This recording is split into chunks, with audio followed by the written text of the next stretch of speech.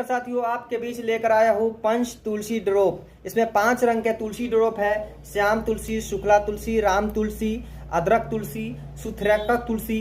इसमें 5 रंग के तुलसी है, पंच तुलसी ड्रॉप है। इसमें सर्दी, खांसी, बुखार, जुकाम में काम राहत देता है। अब ऐसे भी सर्दी खांसी का मौसम चलता है, हर व्यक्ति को लेना चाहिए। लेने का तरीका है सुसुम पानी का कर ले सकते हैं, या चाय पीते हैं तो आप चाय में 4 बूंद डाल दीजिए और ले सकते हैं।